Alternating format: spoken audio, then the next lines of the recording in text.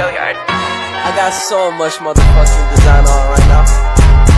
Break it down, bring it back, make it clap. I got 3 old thoughts, new guap, wear that thing. Bitches on my line, and you know. Thulium adalah salah satu unsur kimia dalam tabel periodik dengan lambang Tm dan nomor atom 69. Thulium termasuk dalam kelompok lantanida dan memiliki berat atom relatif sekitar 168,9.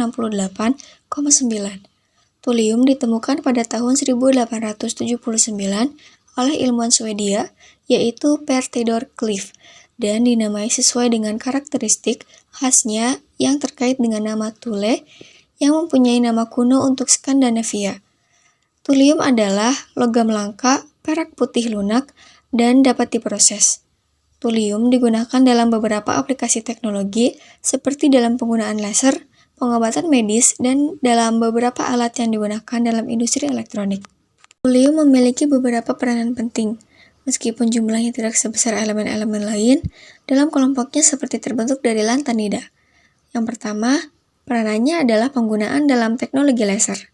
Salah satu penggunaan utama thulium adalah dalam pembuatan laser padat yang digunakan dalam berbagai aplikasi, termasuk pengobatan medis, komunikasi optik, dan pemprosesan material.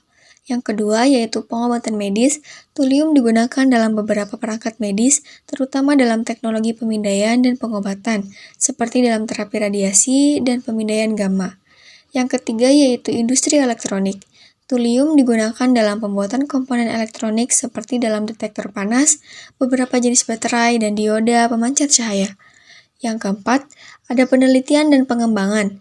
Sifat-sifat khusus thulium seperti kemampuannya untuk mengubah energi dalam panjang gelombang tertentu membuatnya menjadi subjek penelitian dalam bidang ilmu material dan teknologi informasi. Yang kelima yaitu penggunaan dalam industri optik. Thulium juga digunakan dalam berbagai aplikasi optik seperti dalam pembuatan lensa dan filter khusus yang digunakan dalam spektroskopi dan instrumen optik lainnya. Yang terakhir yaitu yang keenam, ada radioisotop thulium. Salah satu isotop thulium yaitu Tm-170 memiliki kegunaan dalam sumber energi nuklir rendah walaupun penggunaannya relatif terbatas. Thulium akan ternoda secara perlahan di udara dan mudah terbakar pada suhu 150 derajat Celcius untuk membentuk thulium oksida. Thulium bersifat cukup elektropositif dan bereaksi lambat dengan air dingin dan cukup cepat dengan air panas untuk membentuk thulium hidroksida. Thulium mudah larut dalam asam sulfat encer untuk membentuk larutan yang mengandung ion Tm berwarna hijau pucat. Thulium diklorida bereaksi sangat kuat dengan air. Reaksi ini menghasilkan gas hidrogen dan TMOH3 yang menunjukkan warna kemerahan yang memudar.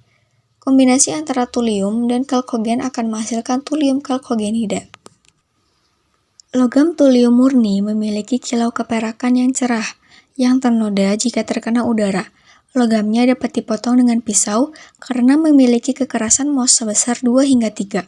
Thulium bersifat ferromagnetis di bawah suhu 32 Kelvin, antiferromagnetis di antara suhu 32 dan 56 Kelvin, dan paramagnetis di atas suhu 56 Kelvin. Thulium memiliki 2 alotrop utama yaitu tetragonal dan heksagonal yang lebih stabil. Garam thulium yang larut sedikit beracun, tetapi garam thulium yang tidak larut sama sekali tidak beracun. Ketika disuntikkan, thulium dapat menyebabkan degenerasi hati dan limpa, dan juga dapat menyebabkan konsentrasi hemoglobin berfluktuasi. Kerusakan hati akibat thulium lebih banyak terjadi pada tikus jantan daripada tikus betina. Meski demikian, thulium memiliki tingkat toksisitas yang rendah. Pada manusia, thulium terjadi dalam jumlah tertinggi di hati, ginjal, dan tulang. Manusia biasanya mengonsumsi beberapa mikrogram thulium per tahun.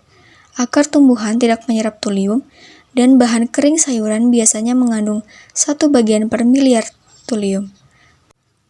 Debu dan bubuk thulium akan beracun jika terhirup atau tertelan dan dapat menyebabkan ledakan. Make it clap, I got 3 old thoughts, new guap, wear that thing. Bitches on my line, and you know.